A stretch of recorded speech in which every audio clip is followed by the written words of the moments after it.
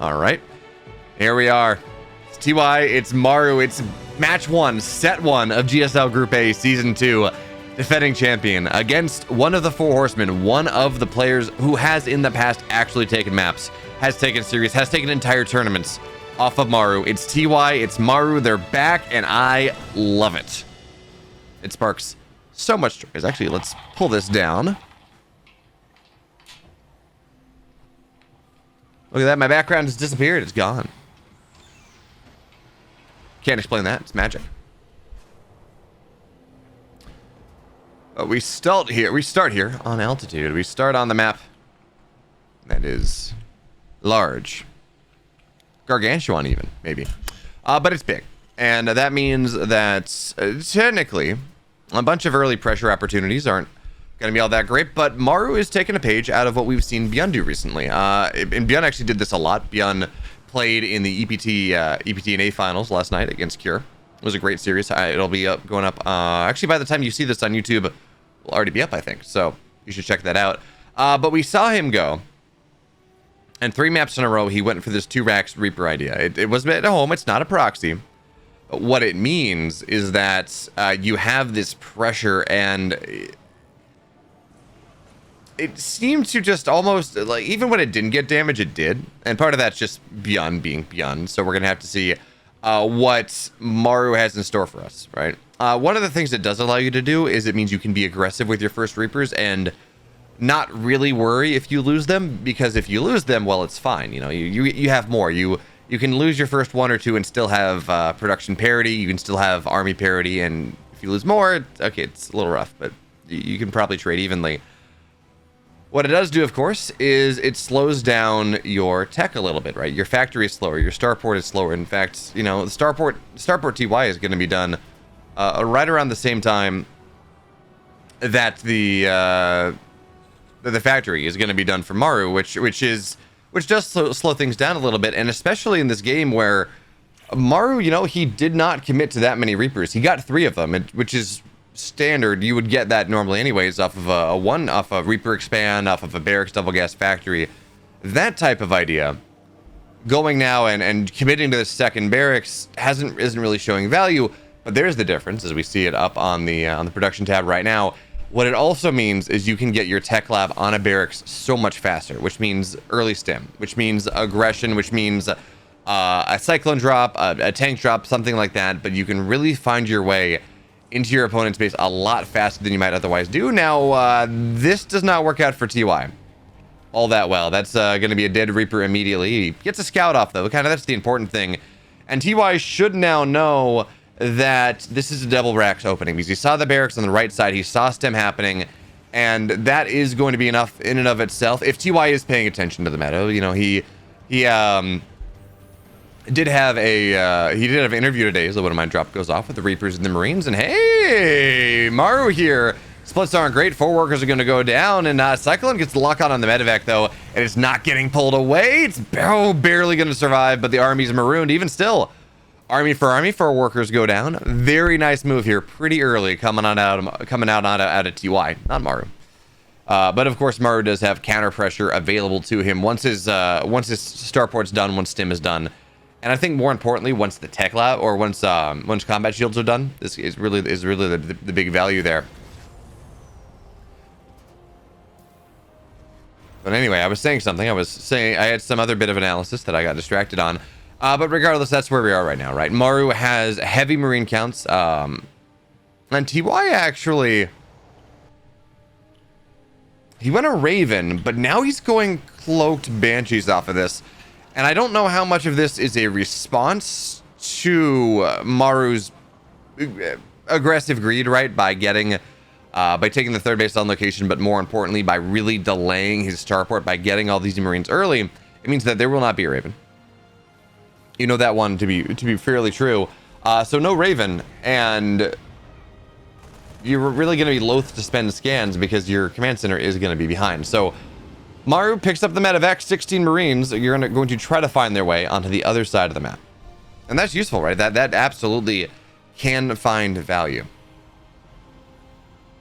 But with the tank here and the Marines here on the edge and the Raven as well, I don't think it's going to get all that much. And as we look at here, where are our Banshees? Okay, one Banshee on the bottom right side, waiting for a cloak, of course. Second one not quite done. With this Sim City that TY has and everything else, I really do feel like TY should be in a solid position to defend this now. And he's going, oh, okay, that's pretty cool. He's going mech as well. He did lose the medevac that he used to drop earlier, but a scan of the main, TY knows what Maru's up to, and more importantly, he knows there's not a ton of army there. He knows there's army missing, so that should be a tell in and of itself that, okay, there's drop pressure on the map, and, okay, the Banshees can find their way in. So, Cloak is done. We have more Banshees on the way here, but no mag field, and I think that's, or not, no hyperflight, which is different from what we saw Kira do last night. But anyways, Banshees in the main. A couple SCVs are low, and you would figure that TY would target them, but even still, 4 workers have died. Call it 5, call it however many you want. Marines stim forward, but okay, there's the rest of them. So Banshees are going to be forced out for the moment, and here's Maru's drop. And there's nothing here. There's one tank. TY is trying to make sure he can defend the third base, and that is just going to be a slow response. But tanks are taking heavy damage, the Marines are taking heavy damage, so they drop out one by one. And the Banshee kind of stuck at the edge. Banshee at home not cloaked until it is right now, but defensive tanks everywhere. Maru loses another 6 workers, and TY is just solid in the defense. Now, he will lose this tank eventually. Actually, SCVs try to get repair. They're not going to get it, though. Even still, this drop has been handled pretty well. You lose a tank, unfortunate. But you're up 13 workers. You're up in a fantastic spot in this game. You have your tech labs on the way. More and more Banshees are getting made. The tank count is in a pretty solid spot. 6 tanks to 2. That being said, though, Maru will find his way into the main base before the missile turrets are done, and that is a bit obnoxious. TY does have to respond to this, but Hellion Banshee seems like it's going to be more than enough to defend. So there we go. Main base defended once again. It doesn't get much. It delays the missile turrets. And that is kind of it for the most part. But seems like Maru wants more. Okay, the gameplay here is not, okay, you know, I tried once. It's not really going to work out. It's I'm going to continue to try to push this salient point because I don't think TY is ready for it yet. He doesn't have a sensor tower for it yet, and he really wants to defend his third. So now, another drop in. This one's going to find the tank immediately. Now, there's a second one on the right side. That is going to be rather nice, but the tanks, they siege up the Marines. They stim right on top of this. So now with a tank in the base as well, this becomes much more complicated, but there's the shutdown. Even still, it's just a bunch of Hellions. They don't have upgrades just yet. The Banshees get scanned on out here, and Maru finally finds the position that he wants, and even more importantly, that tank that was shut down, well, it managed to unsiege. So Maru gets out, gets 6 workers, and finally is starting to get those pot shots, starting to get that damage that he would like. Another drop on top of another sieged up tank here, and TY is starting to fall apart a little bit. That really is the story. TY does not have what he needs everywhere where he needs it. Yeah, you know, first 2 drops defended really impeccably, but at this point, 20 workers have died. Maru with the worker lead. And even as the tanks fall, it's not the tanks anymore that are the problem. It's these stim Marines. They have 1-1. They just do really well. They drop on top of tanks. They friendly fire the tanks down because that does something in and of itself. Another tank falls. And yeah, finally we're going to get the missile turrets up, but it's at the cost of 3 tanks, 22 SCVs, 4 Banshees. Although I think 1 died on the other side. Even still, 3 Banshees. I mean, this is just... it's so much damage that Maru has been able to find, and now the pressure continues. I mean, tank on the left side. Yes, this is going to get broken, but just get picked. There's no anti-air. There's legitimately 0 anti-air, and Maru knows what the scans are. He's dodging it again. This time, there are a couple missile turrets, sure, but this missile turret's only going to lock onto 1 medevac, and realistically, it's going to get out of range very quickly. So that missile turret does half damage on 1 missile turret, or on 1 medevac, and that's just about it. And now you have the Marauders as well. I mean, the Banshees will eventually kill these, I guess, so it's, you know, not the tankiest army, certainly not, but more TY supply blocked. That being said, good target there from TY. He's going to get one medevac, doesn't get the second, so at least find some value. He at least gets something on the way out. It's not perfect, and it's not what he wants, but at least he gets some counterplay, and his supply issues are going to be solved, at least temporarily, by getting that 4th base. So maybe he's not getting close. I mean, I guess he's getting close to stabilizing. Army supply is 7 tanks to 2. He's got these Hellions, he's got these Banshees. He does have an ability to stabilize positions. But Maru's just one step ahead. He's going to find the 4th base here, and I don't know that there's going to be a response. It seems like this fourth command center is just, it's only 1-1 Marines, but they haven't even really stimmed. Or I guess they have, but they were healed up very quickly. Regardless, the base is dead, and yeah, Maru doesn't care that his drop in the main base gets dealt with. It's the 4th base that falls that really is the problem. That really causes all the consternation. So yeah, +2 attack on the way. Blue Flame halfway done. But TY's not allowed to grow into this game. He's down a base. He's lost the command centers. Really the important thing. Sorry about that. Really the important thing. And Maru's got 2 too. His army is about to get a lot more damage. It's about to be a lot tankier. And I'm not, even as the supplies are somewhat similar, I'm not really sure how TY is supposed to ever do anything in the game. I mean, these just massive drops in the main. They continue to snipe tanks. They continue to find value, and anti-armor missile's nice. Only on the medevacs. And the problem is the thing that has always happened. This is there's no anti-air. There are no cyclones. There are no Vikings. There are the Banshees. I mean, sure, they're gonna knock this tank out very quickly, but nothing deals with the mobility of Maru at all. I mean, if you're TY and you're dropping missile turrets behind your mineral line, it's a rough time. That does not feel good.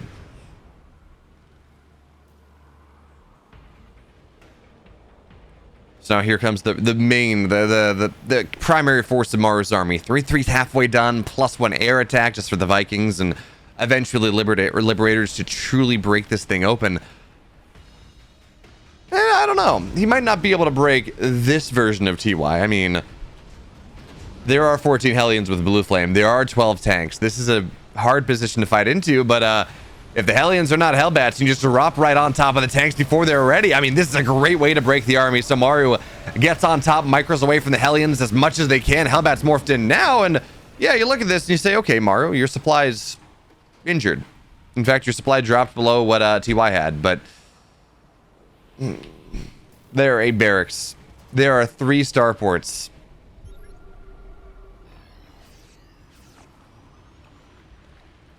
Everything's bad. Everything's wrong. Everything is just making TY very, very sad. So he's got his 4th base up, 5th command center done, and this is kind of an opportunity. But now the Vikings reign supreme. That's the big deal more than anything else. I mean, these Banshees that were meant to solve the problem of Maru, they're not there anymore. Really, they're going to get knocked down very quickly. And not only was there, the problems of, okay, there's no anti-air for TY, so he can't deal with the medevacs.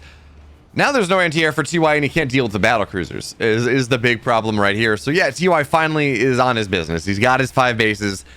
He's maxed out. There are 3 Vikings on the map. And when it's 3 Vikings versus 3 battle cruisers, that is... when it's 3 Vikings versus 3 battle cruisers, that is just not a good situation whatsoever. So now we're going to see the command center or just get targeted down here. Good anti-armor missiles. Going to force back for the time being, but actually the Banshees are doing a really good job. Not a ton of Marines in this army, so the Banshees do find value. But again, it's not about the ground army anymore. It's not about these intermediary trades.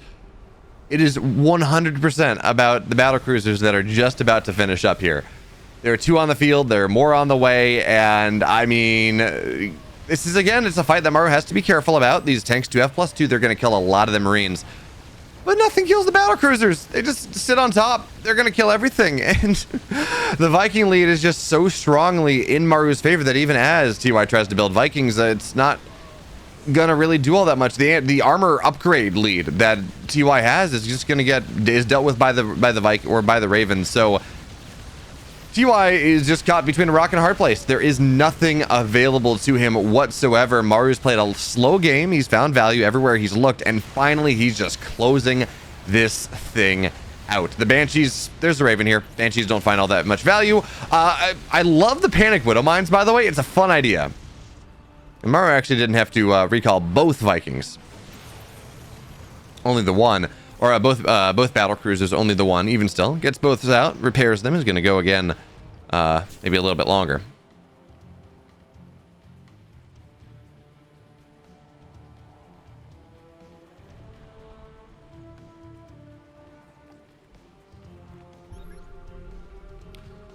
So let's see what TY can do now. Despite everything, despite the fact that he has taken fairly significant damage, 4,000 resources worse against the bio players, a horrible position to be in.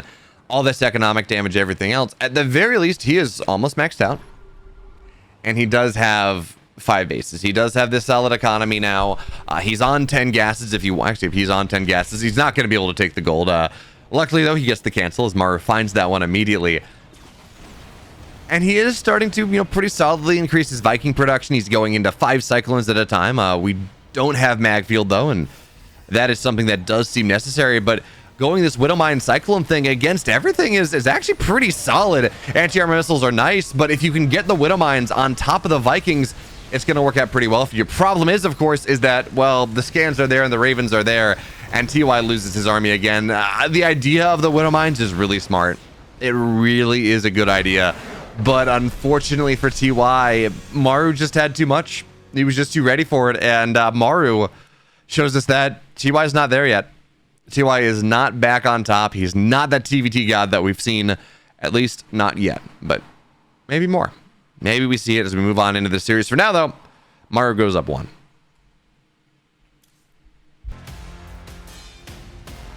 And now we find our way on Gresfon. I think it is, without reproach, the biggest map, or not the biggest map, the best map that we have in the current map pool. Certainly has given us some of the best games and absolutely some of the best TvT games we've had over the course of this pool. Oliveira, Clem, Maru Beyond from Katowice, all these other games. So I'm excited about this. I'm excited to see what hopefully we've got in store. But for now, we're looking at game 2. I don't know what we're going to find. It's going to be... there we go. That's the wrong thing. There we go. That's the right button. It's going to be interesting here. So again, Maru opens with that 2 racks idea. Going into, of course, the Marine drop behind this seems to be the play. The question, though, is how much does he commit to Reapers early, right? Because we saw him go for 3, really not even move out of the map. The whole point of this 2 racks was for the quick stim timing in game number 1. It was not for any sort of kind of early aggression, early tempo pressure that we might have otherwise seen. And of course, when we saw Bjorn do this last night, he did that in 1 game, but we also had a couple games where it was all about that Reaper aggression, moving across the map either early in the game when you get kind of your first 3 Reapers, and also a little bit later we saw Reaper drops, we saw all manner of interesting things, and actually, it's just a scout, right, from TY. He gets that supply depot south of his natural, takes the supply depot there. And really that's because I think he's started to realize how Maru wants to play this series with these early drops. And if you can just shut down a drop angle by putting a supply depot early, it's not like you need a wall. It's not like you need something like that really early. So really what it does, it just provides TY an avenue, an opening, an opportunity to make sure that Maru's pressure doesn't really find its way in as easily as Maru might otherwise like. So for now, things are going as they normally would. Maru's got his natural down. We're going to see probably a tech lab and reactor on these barracks very quickly. So go for quick stim quick as possible. And TY on the 1-1-1, natural on the way. And Maru, because it's not quite a Reaper expand, right? It is, of course, slower. But instead, I mean, Maru is going to have his command center just a little bit faster despite that. But the next question we ask ourselves, and we have the answer already, is how aggressive does TY wish to get early? And the answer is he doesn't, right? As we look at this here, TY gets a Medivac or gets a Widowmine. And the Widowmine means that TY does not really want to be all that aggressive for the most part. There are some kind of drops you can hit, and actually the Medivac on the way, that Widowmine, Hellion, Reaper, Marine drop seems to be the choice. But as I was going to say, normally what you do is you get the Medivac or the Widowmine. It kind of gives up tempo on the map. It's not another Hellion. It's not a Cyclone, something like that. But it keeps your natural safe. It means there's no run bys that can really find their way in easily. They will just trade a unit for it. It does become obnoxious and annoying. It becomes a pain to deal with. So for now, TY scouts out. Okay, there are 2 Reapers in the high ground. Not much more than that one. But the key thing is Maru sees this drop as it's coming. That's the big deal there. Maru's aware of what's happening immediately, gets a Decent scout of the main. Just gonna go check out the natural. It seems like he's maybe gonna get an STV. KD8 charge on the wrong side though, so STV falls anyways, even as the Reaper trades. But Maru is not looking in the right spot. If he was expecting this drop, he was looking in the high ground. So this drop will unload into the natural, Hellion Marine, just kitchen sink stuff. And the Widowmine here does cause the most problems, but it's going to be Unburrow, Reburrow, good lock on. And actually, that's just going to be a dead Widowmine. Nice scan there from Maru. The Cyclone, though, is going to stay alive on the heal as well. So TY doesn't get anything here.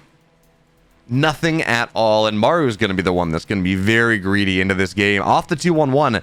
Third base just about done. And TY has no thoughts of even starting. In fact, he's starting to rally across the map here. He's got some ideas about some sort of pressure, I guess, but he lost a decent amount from that early push. Well, more importantly, he has to be careful about not losing too much with the Viking and the Liberator, or with the Viking out, with the Liberator here, with the Medevac and everything else. So this seems like the Cyclone will actually get a really solid lock on. Doesn't kill the tank. Viking lands on top of it, maybe. No, just goes down. Okay. So tank gets very low, though. The tank is very low as the Viking survives, and now, I mean, TY is committing to this very hard. He's got one barracks, one factory, one starport. He's not actually. He's okay. There we go. I was gonna say, you know, he's 1-1-1 on the pressure, but he's dropping a second starport behind the natural. He's going full special here, or Kellizer, or I guess Maru does some of this a little bit too. But he's got this is an all in. This can be considered mech, although not really. I wouldn't consider it mech necessarily. It's I guess it's kind of mech, right? Because it's Vikings are technically mechanical units, but it's a Viking tank all in. You build 4 Vikings at a time, you run them across the map, you establish air superiority, and then you siege up in positions that it is damned near impossible for the Terran to defend against. So that's the goal of TY. Now, Gressfon is a large map. It's a long map. It takes a while to find your way across. But here we are. It's starting right now, 3 Vikings at a time. So it's not even the reactor. This is just TY going as fast as possible. SCVs look to tank some damage, run high ground first, but they're not going to be all that successful in that endeavor. So it's now going to have to be a slow push from TY. And I don't know that I mean, it's going to be hard. Maru's aware of what's happening. He's got the Raven at the front, but that's going to have about one use as the Vikings really start to establish this dominance, this superiority. Solid lock on the Liberator, though, and there's vision until there's not. Never mind. TY loses vision. And now the Liberator is going to stay alive. There's an SCV here to make the repair happen. And with this vision, yes, knocking down Ravens is fantastic. That's really important. But even more than that, it's just about making sure you see the tanks and your opponent doesn't. And that allows you to leapfrog and siege forward and put your tanks in range, because of course tanks attack range are longer than their vision range, and allows you to slowly break the tanks of your opponent. So now again, Maru gets sieged up, and he will not lose it, but he will not lose a tank, but he will be forced kind of back a little bit further. And now that this air dominance, this air superiority has been pretty much assured, Maru's not building any he's not building any Vikings to deal with this. It's now into mass Liberators coming out of TY 3 at a time, so much area denial here. What I think is actually really interesting is that Maru has built Marauders. He's building them one at a time because he's only got that single tech lab, but he's building Marauders to break this. He is treating this as a true anti-tank composition. So now that everything's going to stim on top. Now a couple tanks get disabled. The ones that are actually sieged, they get disabled here, and Maru gets on top of the tanks on the right side as well. TY's all in is broken like nothing. It's absolutely shattered here, and Maru, he takes the 2-0 very easily.